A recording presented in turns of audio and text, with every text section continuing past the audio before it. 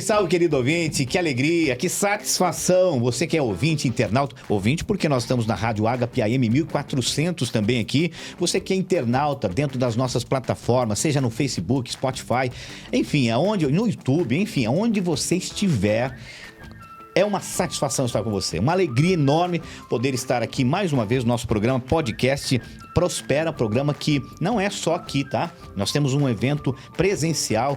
2023 nós tivemos mais de 1.000 alunos participando desse evento, foi maravilhoso e nós estamos na segunda temporada. Claro, você já percebeu, uma temporada diferente, os estúdios diferentes. Nós estamos querendo chegar naquele patamar dos grandes players, né, do mercado. Mas é sempre uma alegria. Deus abençoe sua casa, sua vida e sua família. Hoje nós vamos falar mais uma vez sobre empreendedorismo.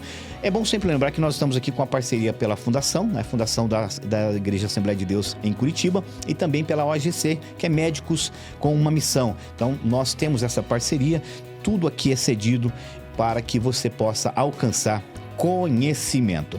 Você já me conhece, né? Marcos Pires, nós vamos juntos aqui trazendo insights com convidados sempre especiais. Hoje eu tenho a alegria de reviver um momento que nós tivemos há mais de 15 anos atrás, onde tive o prazer de conhecer pessoalmente ele, que é pastor, mentor, palestrante, escritor, um querido amigo, uma pessoa que todas as vezes que nós entramos em contato sempre foi muito humilde, simples em nos receber diante do nível que ele se encontra, né? E o nosso nível, mas nós entendemos que essa humildade faz parte do caráter e do princípio que ele carrega. Eu tenho a alegria de receber aqui nos nossos estúdios um amigo especial, Ivan Panício. Meu querido, que satisfação, que alegria estar aqui com o senhor, viu? Alegria minha, estava ansioso para esse dia, para bater esse papo, né, de compartilhar um pouquinho da nossa história e do que nós temos feito nesses últimos anos. Que bacana. Bom, aqui a gente, né, ele é pastor, eu também dirijo uma congregação, mas a ideia nossa aqui é ter um bate-papo entre amigos, trazendo verdadeiros insights para os nossos ouvintes e internautas. Eu conheço um pouco da história do senhor e eu acho bacana porque quando eu trouxe aqui um amigo em particular, né? Professor José Nascimento, né? Um baita de um palestrante também. Ele contou um pouquinho da história dele, ele contou que veio da roça e tal. E eu falei, poxa vida, o pastor Ivan também tem uma história muito parecida, né? De sair do ambiente de escassez e tornar-se quem ele é hoje em termos de referência para o mundo dos negócios. Então, gostaria que o senhor contasse um pouco dessa história para os nossos ouvintes e internautas. Bacana. Quem hoje me vê acha que a gente nasceu num berço de ouro, né? Normalmente as pessoas não conhecem a nossa história, mas assim, em resumo, eu nasci numa família muito simples. Os meus pais eram pobres, né? Trabalhavam de maneira mais braçal. Com 8 anos a minha família se desfez, os meus pais se separaram e a situação era muito complicada, né? Eu morei no começo lá em Santa Catarina, eu ajudei assim, pescadores, eu pescava siri, marisco, ajudava os pescadores, né, de madrugada. Eu vendi picolé na praia, eu fui assim, auxiliar de servente pedreiro. Mas depois nós fomos para São Paulo. Em São Paulo eu tive ali um momento de auge, né? Eu fui trabalhar em quitanda, né? Carregando. Melhorou. Saco de batata de 50 quilos, saco de cebola de 30.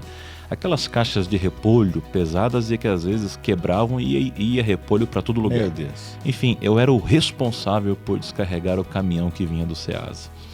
E aí as pessoas acham que a gente veio, né, de um berço, né, assim, privilegiado, mas não. E depois eu fui trabalhar numa eletrônica. Você lembra aquelas televisões de madeira pesada, enorme? Tinha. Eu era o responsável por limpá-las. Limpá-las. Eu abria elas, passava um jato, depois eu ia limpar todas as peças. Você estava no processo progressivo. De uma quitanda, né? Servente pedreiro, tecnologia. Tal. E aí eu fui para uma eletrônica, né? Ali foi o auge. Depois a gente foi servir o exército e depois eu percebi uma coisa. Se eu quisesse mudar de vida, eu precisaria tomar algumas decisões. Né, quem vem de baixo normalmente quer jogar nos outros a responsabilidade da mudança, de alguém estender a mão e fazer um milagre para ela. Mas eu muito cedo entendi que ninguém iria fazer nada por mim se eu mesmo não fizesse. É forte, hein? E naquele momento eu tomei uma decisão. Eu ia ter que estudar e construir uma nova história. E foi daí que a gente começou a trabalhar. Eu saí lá de Pirajuí, onde eu estava, no interior do estado de São Paulo. Eu fui para Bauru, uma cidade maior, sozinho, já com 19 anos de idade. E eu fui trabalhar, eu fui estudar. E depois de 3 anos e meio em Bauru, eu recebi um convite para vir para Curitiba. E eu vim com 2 malas para Curitiba. E no começo eu não tinha basicamente nada. Eu comecei a trabalhar como auxiliar nesse administrativo e comecei a estudar. E aí depois disso eu me achei no mundo educacional. Eu comecei a ser professor de curso básico e médio, depois secretário, diretor depois, né? Depois coordenador da ETAD, coordenador do Ensinai, diretor da Faculdade Cristã de Curitiba durante 6 anos. Depois a gente foi para a Superintendência de Educação do Campo de Curitiba. E aí, além das fronteiras educacionais, né, eu também fui para o mundo do coaching. Então passei uma temporada no Canadá. Eu fiz todos os cursos no Brasil de coaching pela Slack. Depois eu fui para o Canadá, validei todos eles lá e me tornei trainer de todos os cursos que existem de formações de coaching no mundo. Então hoje eu tenho reconhecimento por Canadá, Estados Unidos e Europa para ser trainer, master coach trainer de todas as áreas de coaching. E aí eu entendi que eu poderia não só atuar no mundo religioso, né? E motivado pelo meu grande mentor, pastor Carlos Eduardo. Ele falou: Ivan, a teologia ela é a mãe de todas as ciências. Então não tenha uma crença limitante, usando a minha própria linguagem coach na época, falou: vá para o mundo corporativo também. Então, além das formações em coach, eu comecei a dar consultoria e dali abriu-se o mundo corporativo e foi uma experiência bacana. Bom, deixa eu só entender um pouquinho, pastor. A gente está aqui no ambiente de irmãos, né?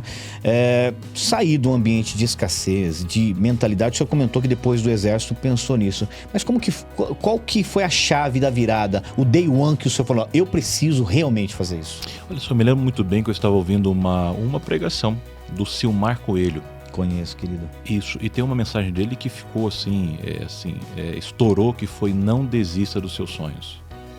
Top. Eu estava ouvindo essa mensagem, eu ouvi ela mais de 10 vezes. E no meu coração nasceu um desejo de eu voltar a sonhar. Porque quando a gente é pobre, a gente se frustra muito, porque você sonha, não consegue, se frustra. Sonha, não consegue, se frustra. E eu então decidi não sonhar mais.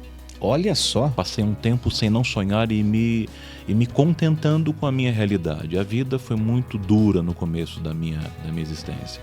Mas quando eu vi aquela mensagem do Silmar Coelho, nasceu em mim um desejo de voltar a sonhar. E eu falei: eu vou ser alguma coisa na vida.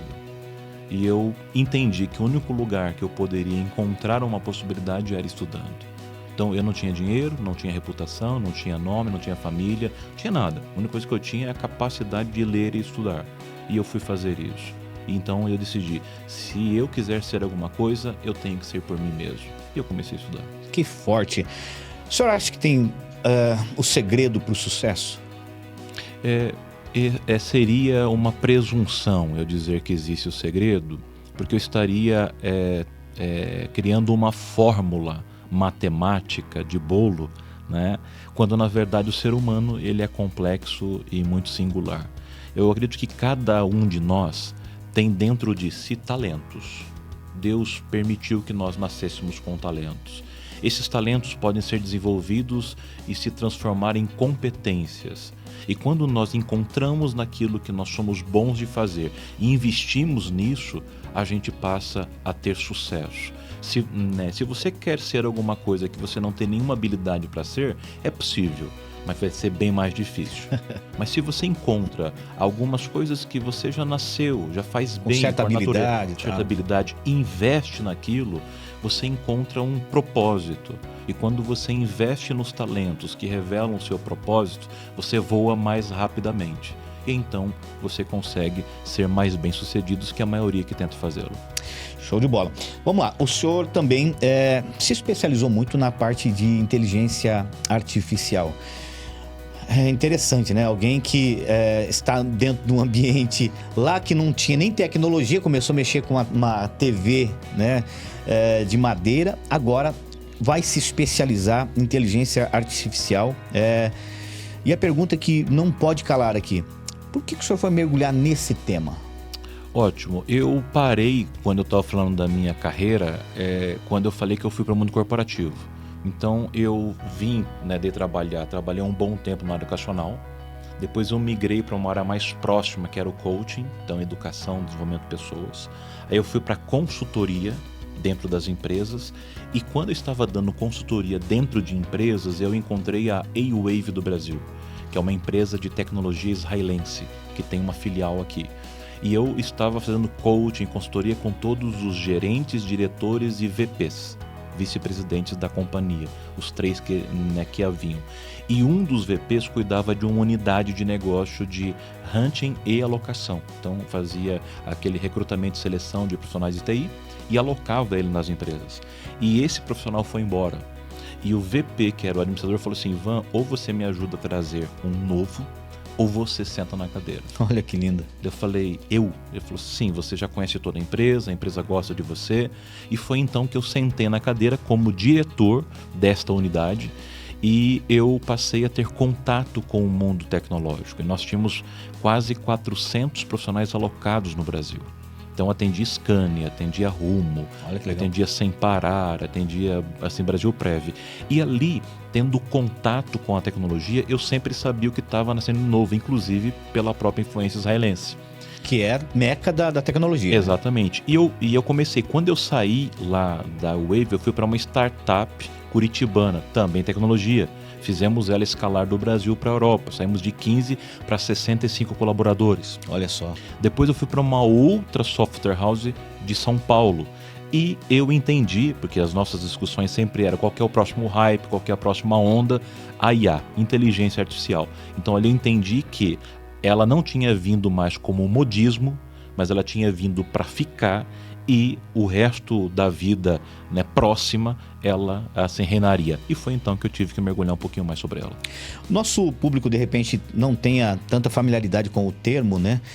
O que de fato é inteligência artificial? Boa, eu estava pensando muito em como falar de inteligência artificial, que é um tema novo, sem usar tanto tecnês. Né? A técnica, essa complexidade tecnológica. Então, em suma, o que o ser humano, os cientistas fizeram? Eles estudaram o cérebro humano e estão tentando reproduzir o cérebro humano com a tecnologia. Então, a capacidade do cérebro humano é algo inimaginável. Os neurônios têm uma capacidade de registro de dados, de análise de dados, de resolução de problemas.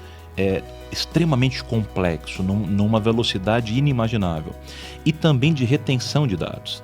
Só que nós sabemos pela psicologia que muitos destes dados eles ficam inertes, eles vão para o inconsciente. Perfeito. O que a ciência fez? Ela criou uma capacidade destes neurônios de maneira artificial. Então é como se eu tivesse um HD, enchesse de informações, todas essas informações ficassem vivas, e a capacidade dessa inteligência era acessar, cruzar, analisar de maneira muito rápida. Agora, a inteligência artificial ela já vinha sendo desenvolvida há muito tempo. Por exemplo, a gente já sabe que há muitos anos atrás, um jogador de xadrez jogou contra um computador e ele perdeu. Por que ele perdeu? Porque a inteligência artificial tinha todas as jogadas mapeadas. E simplesmente quando ele jogava, a inteligência sabia qual a próxima resposta ao jogo para poder ganhar. Só que ela era limitada, baseada na informação que já tinha. Agora, nós temos uma inteligência artificial com a capacidade humana limitada ainda de o quê? Entrar num jogo e aprender enquanto o jogo está em execução. Acontece. Então, ou seja, ela não está limitada apenas na informação depositada obtida, nela. Né? Ela aprende durante o processo. E é isso que nós estamos vivendo hoje. Por isso que a IA ela está tomando um crescimento inimaginável no mundo pessoal, né? No dia a dia. Você hoje tem Alexa, você tem o Waze, você tem tudo isso aí que ela vive no dia a dia, mas também ganhando um espaço muito grande dentro do mundo corporativo.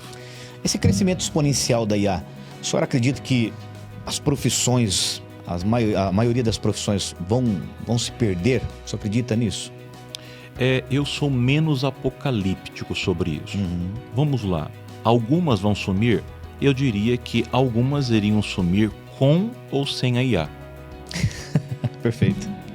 Como o datilógrafo não existe mais. A SDFG não existe mais. Isso, né? então, ou seja, antigamente tinham profissões que hoje não existem mesmo sem IA. Com a IA, algumas profissões, de fato, de maneira mais acelerada, elas vão deixar de existir. Por outro lado, é importante entender que outras vão nascer. Tá? Você não consegue hoje dar um comando para a IA sem um prompt. Hoje já estão nascendo especialistas em prompt. Show. Estão tendo cada vez mais desenvolvedores de algoritmos de IA. Você está tendo agora o nascimento da unificação da inteligência artificial, que ela pode estar no computador, junto com a robótica, que daí nasce os humanoides. Você sabia que já tem profissão de que são criadores de pele de humanoides? Rapaz. Eu já vi humanoides recebendo em hotel. Eu já vi isso. Mas nesse nível... Então você tem agora profissões de quem cria as peças do humanoide. Olha só. Coisa que não existia antes. Então, ou seja, a IA ela vai consumir com muitas atividades repetitivas, muito simplórias, que basilares, ela faz né? basilares. E aí vai subir o nível.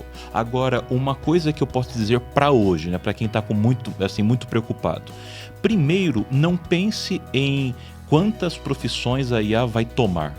Só entenda que você vai perder o seu emprego para quem hoje sabe manusear a IA. Primeiro, ela vai tirar o emprego de quem não sabe usá-la. Depois ela vai começar a tirar o emprego de alguns que fazem coisas muito basilares e que a inteligência artificial, junto com a robótica, vão poder fazer. A dica, então, seria se antenar ao desenvolvimento, ao crescimento pessoal, sempre. Sempre. E aí entenda uma coisa, eu tenho um produto que eu vendo hoje dentro de uma das minhas empresas da área comercial, que é a automação do LinkedIn. Olha só. O LinkedIn é a maior rede de conexão profissional do mundo. Quem quer vender alguma coisa... precisa conectar ali. Precisa se conectar ali. E aí você tem que entrar, pedir conexão, mandar mensagem. Manualmente, isso gasta muito tempo. Eu tenho um robô que faz isso. 24 horas, não tira férias, não tem que pagar INSS, férias, não fica doente, não tem atestado. E ainda faz 4 vezes mais do que o LinkedIn libera. Meu Deus do céu. Então, ou seja, eu tenho que entender e estudar que a inteligência artificial é um dos temas da tecnologia, mas eu tenho a automação. Automação é o software poder fazer algo que pessoas ali estariam fazendo de maneira muito mais rápida, eficiente, sem custo. Agora, existe uma outra palavra além da automação, é a integração. Tem gente que tem um software uma coisa, um software de outra tal, e tem um montão de gente trabalhando. Hoje é integrar os dados, né? Você ter os dados integrados, analisar esses dados, trabalhar com dados unidos à inteligência e à automação, você está na frente de todo mundo. Agora é o seguinte, use o Google, vá pesquisar, vai no YouTube, pesquise um pouquinho, comece por o que é IA, automação, integração e dados. Nós sabemos que quem tem informação sai na frente. Exato. Então, não é novidade, só que hoje muito mais. Se você tem informação, você sai lá na frente. Agora, quem tem a informação e sabe o que fazer com ela, está muito mais na frente.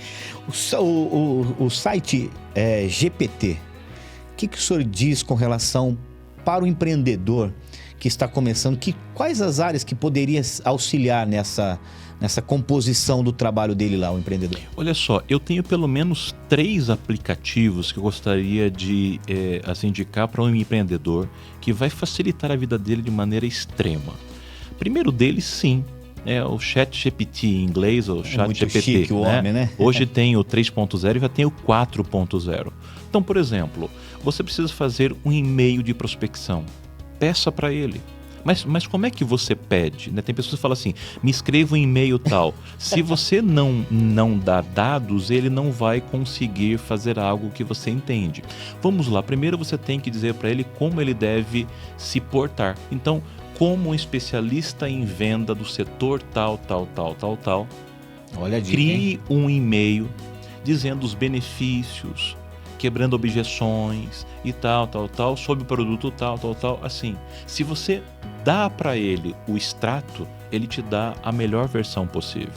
Então, você pode criar um e-mail, você pode criar um post. Crie 30 posts para as redes sociais na área tal. Ele vai criar para você. Crie uma carta de recomendação. Crie uma... Enfim, todos esses dados você pode dar o comando e ele cria para você. Então, o ChatGPT é muito bom para isso. Agora, tem um outro aplicativo que também usa IA, que para mim tem sido maravilhoso e quase todo mundo conhece, mas tem muitos que não, que é o CapCut. O CapCut, você consegue hoje criar muitos vídeos e tem algumas opções até com inteligência artificial ali, que ele te dá uma qualidade de maneira maravilhosa, coisa que só agências faziam. Agora tem um outro sobre como trabalhar imagem, que é show de bola, que se chama PhotoRoom. Então, PhotoRoom, PhotoRoom. Você pega a sua imagem, ele extrai a sua foto, assim, o seu dorso, e ele cria o fundo que você quiser. Rapaz! Então você sai daqui, vai para a Austrália, sai daqui, vai pro... E fica perfeito, né? E isso pro, assim, Wall Street, você sai, o que você quiser, ele te dá 1000 opções. Então você consegue trabalhar a imagem até, né, sabe esses cartazes que aparecem várias pessoas juntas? É só você extrair todos eles e colocá-las numa só. Então você tem hoje uma agência de marketing assim, com acesso. Mas se a pessoa quiser trabalhar imagens, tem um outro chamado Designer.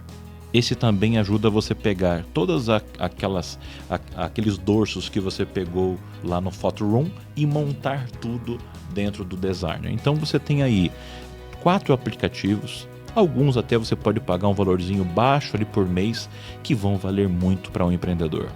É bacana isso, né? Eu estava conversando com o sócio do senhor algum tempo atrás, da CWB. Aços, né? E ele comentou algo muito interessante. E aí a gente consegue perceber a diferença entre alguém que tem a tecnologia no seu sangue. Ele comentou o seguinte comigo: contratei no começo e tal, enfim, ele mudou o contexto do comercial. Ele reduziu pessoas e produziu muito mais mesmo com a redução. Isso é trabalhar todos os aspectos necessários, seja de inteligência emocional, inteligência artificial, seja, enfim, e trazer para o ambiente da empresa. Não, o empresário que está nos ouvindo, por exemplo, eu não quero mexer com isso. O quão importante, por exemplo, a automação. Exato. Né? Você diminui o time, né? Aumenta a capacidade de produção desse time, que você vai trabalhar apenas ali com a parte da automação e consegue produzir de forma exponencial. É bacana esse processo, né? Qual dica, por exemplo, de automação que você poderia... O WhatsApp também trabalha com muita automação, né? Isso. Então, primeiro, eu acho que para prospecção, se o seu cliente estiver no LinkedIn, então existe, né, automação, o robô de automação. Um outro, por exemplo, tem gente que tem que ficar mandando e-mail de prospecção diariamente. Então hoje existem vários aplicativos, né? Não vou citar um aqui agora, mas são vários aplicativos que você sobe de 500 a 1000 e-mails e ele vai disparando, até nominal, colocando tudo, nominal tudo. Você só depois vê o resultado, a sua resposta. Né? Você tem também um chat dentro do próprio WhatsApp. Né? Até com bot e inteligência artificial. Que legal. Então ajuda você a gerir múltiplas conversas. E, assim, existe agora várias plataformas chamadas Omnichannel. Ou seja, você integra todos os canais de comunicação da sua empresa, site, e-mail, WhatsApp, chatbot, tudo, e ele faz, ele pega e integra tudo e você sabe exatamente o que está acontecendo assim, em real time. Tem um dashboard bem bacana, né? Exatamente, e você sabe qual que dá mais resultado, não dá, inclusive vindo também das redes sociais. Né? Então tem como pôr bot também lá no Instagram. Olha só. Você coloca o bot no Instagram e acabou. Agora, por exemplo, muita gente tinha um grande preconceito sobre aquele aplicativo TikTok. E ele tem muita coisa que não presta. Mas hoje é a ferramenta que está no hype. Quem sabe usar, né? É no hype. Então, e tem uma coisa, a nova geração, eu e você que somos 40, a gente tem que se esforçar para aprender. Mas os adolescentes, eles vivem no TikTok. e um pouco no Instagram. Então o TikTok hoje sim é uma ferramenta para a pessoa ter o primeiro contato com o seu produto. E depois ela pode validar esse produto num site, num e-commerce da vida. Então a gente tem que abrir um pouquinho a mente e entender que o offline ele já perdeu o reino. Hoje nós estamos tendo protagonismo para o mundo online. Show de bola. O senhor fez há pouco tempo uma viagem para Israel. O senhor comentou que teve a oportunidade de trabalhar com uma empresa israelita. Essa visão, primeiro, como que surgiu o convite? Em segundo lugar, que tipo de experiências o senhor trouxe de tecnologia, de conhecimento, que o senhor veio para o Brasil e falou, eu preciso implantar isso? Legal. Este convite foi um convite assim, muito inusitado, porque eu tenho uma empresa nos Estados Unidos com um sócio americano e a nossa ideia sempre foi dar oportunidade a brasileiros. Então, assim, o que a gente faz? A gente pega profissionais de tecnologia brasileiro e alocamos eles nos Estados Unidos e depois de um tempo ele pode ganhar a sua green card. E aí nós estávamos buscando novos produtos para poder colocar na empresa. E ele falou, olha, a empresa minha, americana, ela vai financiar a nossa viagem para Israel. Então nós passamos uma semana visitando os principais hubs de tecnologia, as principais universidades, e a gente visitou muitas empresas. Então essa viagem foi de exploração para encontrar, para assim, selecionar possíveis produtos. E eu de fato entendi que, né, o Vale do Silício é famoso, mas é difícil bater a nação, né? E isso é demais. Né, a diferença do Vale do Silício é que eles trabalham no universo positivo tentando desenvolver algo melhor. E a grande mola propulsora de Israel é que eles não têm nada. O contrário, né? É verdade. A gente perguntou o que foi, né, assim, o segredo do sucesso de Israel. Eles disseram, nós não tínhamos nada. Criamos. Então, a gente tem pouca terra enquanto o Brasil tem muita terra. A gente tem pouca água enquanto o Brasil tem muita água. E nós exportamos tecnologia para poder cuidar aqui da nossa terra. Isso. Então, eles disseram assim, a gente teve que fazer do nada alguma coisa. E eles então fizeram. Por exemplo, para quem está começando a ficar careca, né, que é uma crise para mulheres e para muitos homens. Lá a gente teve acesso ao protótipo de uma caneta com umas 30 pinças, né, agulhas, que você finca aqui na cabeça, tira, já fica o cabelo já. Meu Deus do céu. Depois você só corta e pinta do tamanho que você quer.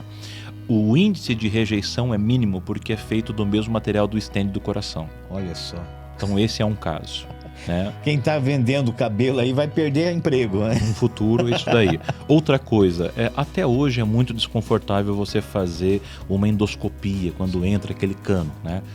Já existe no Brasil, mas de valor muito caro, mas ela está sendo produzido de maneira mais escalável, uma cápsula. Na cápsula também que a gente toma um remédio. Só que ela tem câmeras 360. Meu pai. Você engole a cápsula, ela desce filmando tudo e depois você expele. Sem nenhum agravo à sua saúde. Eu tive acesso a um pozinho, assim, uma substância que você coloca sobre os alimentos e ele estende a durabilidade do alimento.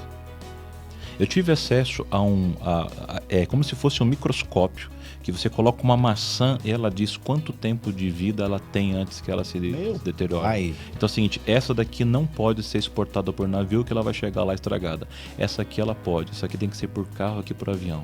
Meu Deus. Então, dessalinização, né? Eles têm lá o Mar Morto, que é extremamente salgado e não tem muita água. Então, o processo deles de transformar uma água, né, salgada em água potável. Então, é fora do comum, é algo assim extraordinário. E uma última que já chegou no Brasil, inclusive já estão vendendo, os governos estão comprando, eles conseguiram dar vista aos cegos. Como é isso, né? Me explica melhor isso.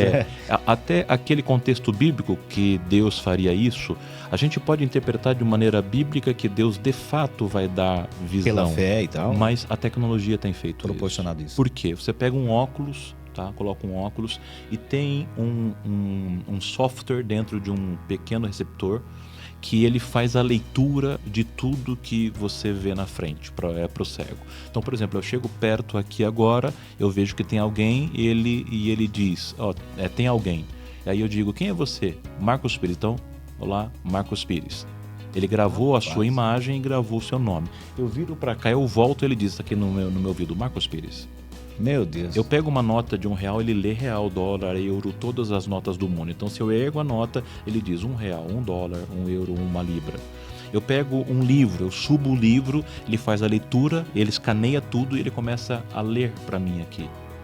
Se eu coloco para baixo, ele diz um desnível, subir, degraus. Então, ele é o olho para quem é cego. Isso é um processo de inclusão extraordinário. Vários governadores do estado, dos estados do Brasil já estão consumindo esse produto e nós tivemos na sede dele. É algo extremamente extraordinário. E também dar acesso para quem é deficiente. Lá eles estão criando estruturas que suportam um paralítico de pé. E ele consegue se locomover. Eu vi isso daí, é muito bacana. Assim, são coisas extraordinárias. E uma última que eu vi é como se fosse uma cápsula que você coloca dentro de um copo de água suja e ele purifica. E até pensei, será que 1 bilhão dessas não assim, resolveria o problema do mundo? Isso lá só daquele rio Tietê? Transformá-lo tal. Então, assim, é algo extremamente extraordinário. É interessante o quanto o senhor comentou que a pergunta que o senhor fez, como que vocês fizeram isso? É que nós não tínhamos nada.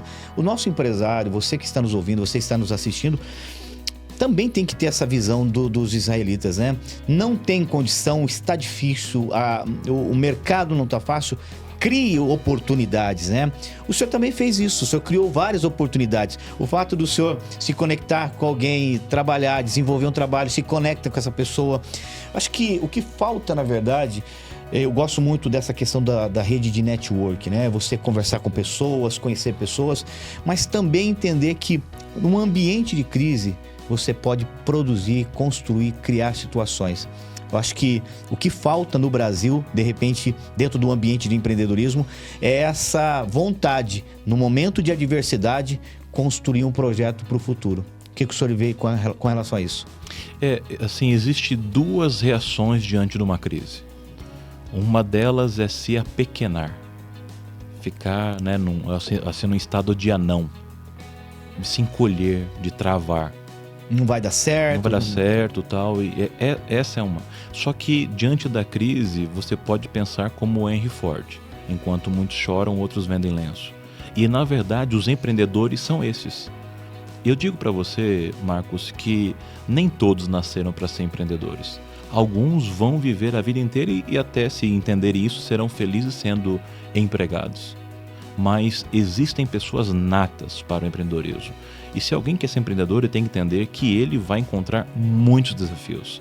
E ele precisa gostar disso, enfrentar isso, persistir nisso e fazer disso o seu próprio combustível. Porque o mundo não é para os fracos. Forte. Não é para os fracos. Muito bom. O senhor comentou sobre a questão da tecnologia. Como que o senhor vê o mercado brasileiro em termos de profissionais na área de tecnologia?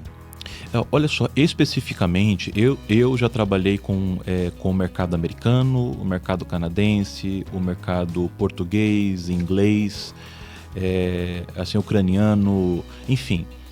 E eu me surpreendi com a nossa capacidade tecnológica. Nós temos uma síndrome do lixo que, neste caso, nós precisamos reverter. Os nossos profissionais de tecnologia são muito bons.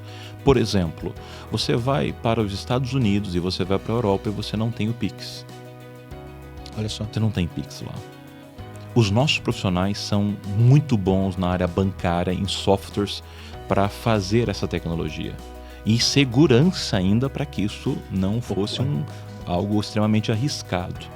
Outra coisa, nós do Brasil, nós temos uma capacidade de desenvolver plataformas de e-commerce, de marketplace, de maneira extraordinária. Nós temos gigantes do marketplace aqui que a Europa inteira não tem.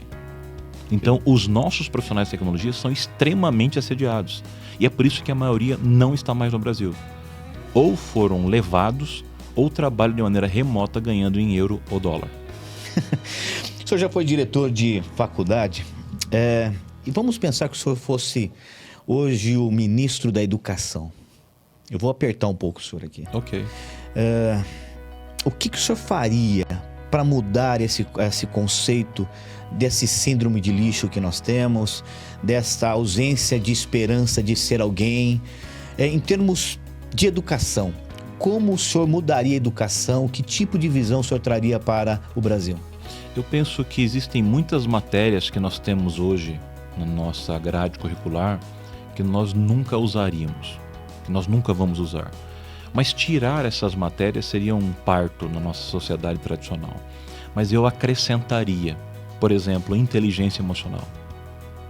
Nós não somos treinados para resistir diante dos confrontos, das existências, das frustrações. E a vida é marcada por isso. Outra coisa, eu trabalharia muito com a autoimagem, desconstruindo uma autoimagem de uma sociedade que começou com a escravatura, depois veio sendo escrava por líderes e por ideologias, e dizer: você pode ser melhor, você deve ser melhor, você deve ser assim, protagonista e não um coadjuvante, no mero meio, coadjuvante. Então, trabalhar nisso. Então, eu acrescentaria algumas matérias e começaria assim com o empreendedorismo logo já nas primeiras idades, para aqueles que sonhassem em ser donos dos seus próprios negócios, assim como os americanos são. Eu estava ainda ontem falando com um amigo que conhece muito bem a cultura americana, e com 15 anos, alguém lá nos Estados Unidos, ele já pode ter autonomia, ele pode dirigir o seu carro, ele já vai para a universidade e não está perto dos pais, ou seja, voa do ninho. E nós aqui temos pessoas com 20, 23, 25 anos ainda assim acomodadas. Então, é uma mentalidade difícil. O governo em si, na verdade, ele investe muito numa outra escala da educação, ao invés de realmente pegar que a educação básica, construir a inteligência emocional, trabalhar a educação financeira dentro das escolas. Exato. Né?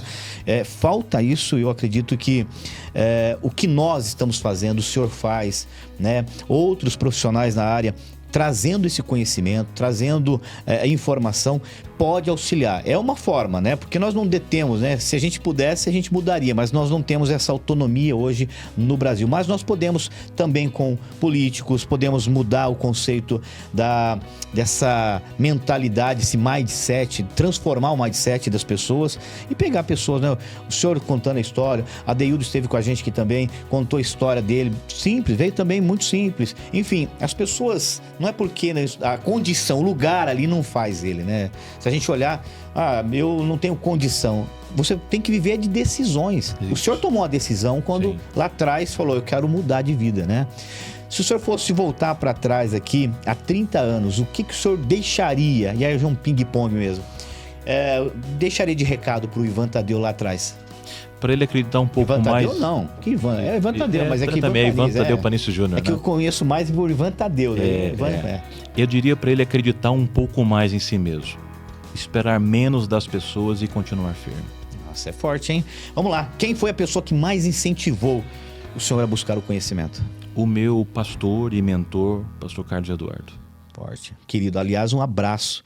Estava comentando aqui nos bastidores, foi ele das peças fundamentais para estar aqui também. Qual foi o maior desafio profissional?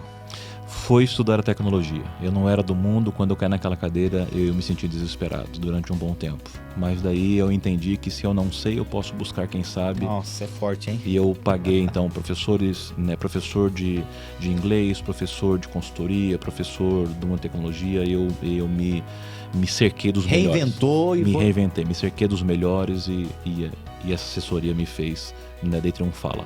Que coisa linda. Se o senhor tivesse a oportunidade e a possibilidade de voltar para o passado, o que o senhor mudaria? Uma boa pergunta. Eu, na verdade, não mudaria nada. Nada. Não mudaria nada. Porque eu penso que o que eu sou hoje é fruto de tudo aquilo que eu passei. O homem é filósofo, Robertinho. Muito bom. Em um mundo de disrupção, até quando as empresas vão conseguir viver sem a IA? De novo, sem uma visão apocalíptica, nós temos um país continental. Então, nós teremos, sim, durante muitos anos ainda, uma boa parcela de pessoas não usando ela. Mas segundo os grandes historiadores ou pesquisadores da área tecnológica, entre 50 a 100 anos nós seremos tomados pela tecnologia. Então eu digo que em 10 anos a IA, a inteligência artificial, ela vai estar predominando principalmente nas capitais e nas grandes corporações. Quem não souber vai ter dificuldade em se manter nelas. Como que o empresário ele pode acompanhar essas mudanças tecnológicas? O senhor mostrou aqui que quando sentou na cadeira precisou se reinventar, né? Mas o nosso empresário, o que ele poderia fazer também? Eu acho que ter a humildade de entender que ele não sabe tudo e trazer mentores e consultores que possam trazer para ele novas visões. Mas ele também levantar da cadeira e fazer imersões, como eu fiz em Israel, em lugares de ponta, fazer networking, né? Ouvir quem está dando certo. Eu acho que uma das maiores barreiras dos nossos empresários é a presunção de que sabem tudo. Quando você sabe tudo, você não tem espaço para aprender algo novo. Aliás, o senhor viajou vários países. Quantos países o senhor conheceu e vivenciou mesmo culturas novas? Porque é importante isso, né? Às vezes a pessoa fica dentro daquela empresa, não consegue visualizar a empresa de fora, não tem essa ideia. E o senhor viajou por vários países, conheceu culturas. Eu não lembro bem, mas são quase 15. Olha só, que maravilha. Isso traz uma bagagem cultural totalmente diferente, né? Eu diria o seguinte, quando você vai até um outro ambiente, você tem a experiência, ninguém tira de você, né? No final, muitas coisas da vida poderão ser tiradas de você. Se você não pagar o IPVA, eles tiram seu carro, não pagar o IPTU, tira a sua casa. Muito bom. Mas tem uma coisa que eu aprendi, invista em você mesmo. Você é o seu maior tesouro. E aí só pode transbordar quem tem o que transbordar. Meu Deus. Como será o líder de amanhã? O líder de amanhã, ele vai ter que aprender a lidar com a tecnologia e ele vai ter que cada vez mais assim desenvolver mais as soft skills. As hard skills, elas vão cada vez mais ser assim absorvidas pelas máquinas. Mas tem uma coisa que ninguém vai tirar de nós, é a humanidade. Human to woman. Isso, cada vez mais o ser humano, lidando com o ser humano, o gerir pessoas, o liderar pessoas, o inspirar pessoas. E eu não sou positivo com relação à saúde mental. Quanto mais tecnologia, quanto mais ascensão, as pessoas se tornarão mais doentes. E nós precisaremos cada vez mais de especialistas para cuidar da mente humana e do coração humano. Meu Deus. Meu professor, não está no nosso escopo aqui, mas eu preciso fazer essa pergunta. Eu estou aqui dentro de um ambiente de aprendizado também. Quando eu sento alguém na minha frente, eu aprendo demais. Pego, faço anotações e tal. O senhor comentou algum tempo atrás que tinha problema até para falar. Sim. E hoje nós vemos uma articulação linguística, uma dicção, uma capacidade cognitiva muito bacana.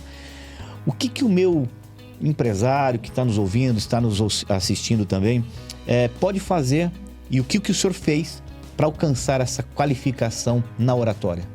Eu era gago e todos sabem que não existe cura para a gagueira. Segundo a Organização Mundial de Saúde, não tem cura para a gagueira. Até porque são centenas de possibilidades da origem dela. Mas eu visitei psicólogos e também fonoaudiólogos e eles disseram que a minha gagueira poderia ser atenuada através de exercícios. Se você é muito ruim de bola, você pode treinar e se tornar um mediano. Treinamento. E eu nunca tive a ambição de ser perfeito. Eu tive a ambição de ser funcional, né? Eu acho que até a pressão da vida melhora quando você arranca aquele aspecto de perfeccionismo grego, né? Assim, utópico, platônico, e você traz ser funcional, funcionar. E o que eu fiz? Exercício. Eu passava horas lendo em voz alta, horas com um lápis na boca lendo, ouvindo pessoas, aprendendo com elas e repetindo o que elas faziam. Não foi pouco, foi muito. Mas um segundo, eu encarei o meu medo. Eu deixei de tentar mascarar que eu não era gago, aceitei que eu era gago. Nossa. E ao invés de usar energia para mascarar, eu usei energia para vencer o medo e me lançar diante das oportunidades. Eu falava, gaguejava e repetia. E chegou uma hora que eu comecei a falar um pouquinho melhor, e depois um pouquinho melhor. E me tornei professor, tenho um livro nesta área, e hoje eu digo, se eu que era gago consigo falar, você que só tem algumas falhas, seja feliz. Muito bom. Professor, quais são as redes sociais, aonde o meu público pode encontrar o senhor, conhecer um pouco da história do senhor? Eu acho que a principal hoje é o Instagram, ivan.panício. Ali eu procuro colocar tudo que eu tenho feito.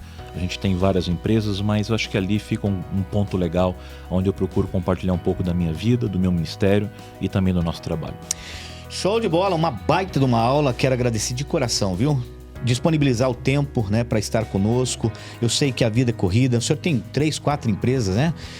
E vir aqui realmente é uma demonstração para mim de uma pessoa que não quer ficar só para ele o conhecimento. Então, quero parabenizar, agradecer de verdade. Os nossos ouvintes, os nossos internautas, com certeza tiveram aqui vários insights para mudar a sua vida e mudar o seu comportamento. Então, quero desejar de tudo de bom, viu? Uma alegria sempre. Aliás, para quem não sabe, né, ele também é um dos palestrantes. Inclusive, nós estaremos agora em Colombo. Pastor Ivan vai estar ministrando a primeira aula, falando de inteligência artificial. E na segunda noite eu estarei ali falando de gestão de pessoas. Vai ser muito bacana. Ele é um dos palestrantes do Projeto Prospera. Projeto que é voluntário, mas a ideia é que você saia do ambiente de caos para poder transbordar prosperidade na vida das pessoas. Então, muito obrigado, viu, querido? Obrigado, Marcos. Tamo junto. Bom, se você tem desejo de conhecer ali o nosso projeto, é só entrar lá no Instagram, tá bom, pessoal? @eventoprospera.com. Aliás, não, evento.prospera. @evento.prospera ou na nossa plataforma www.gospelclass.com.br/eventos www.gospelclass.com.br/eventos. Entra lá também no meu Instagram, vai conhecer um pouquinho da nossa história. A gente está sempre postando algumas informações ali. Nós temos crescido de fato de forma exponencial também, e eu tenho certeza que vai ser bacana você conhecer um pouco da nossa história e também todos os projetos que nós desenvolvemos no mundo corporativo. Lembre-se, pessoal, ser empreendedor é executar os sonhos, entendendo que encontrará de fato vários riscos, é enfrentar os problemas e obstáculos mesmo quando as forças já não existem mais. Ser empreendedor é caminhar por lugares inóspitos e em ambientes desconhecidos. Você sabe muito bem disso. Muitas das vezes, inclusive sem bússola. É tomar atitudes que poucas pessoas de fato ousariam tomar. Sobretudo, ter consciência de que quem vence sem obstáculo triunfa sem glória. Eu quero desejar a você um excelente dia, uma excelente noite, seja a hora que você estiver ouvindo aqui, que Deus venha abençoar a tua casa. Prospera é mais do que um programa, é um propósito de vida. Deus abençoe, querendo Deus, estaremos juntos no próximo programa. Um abraço, querido, muito obrigado. Deus abençoe. Tamo junto.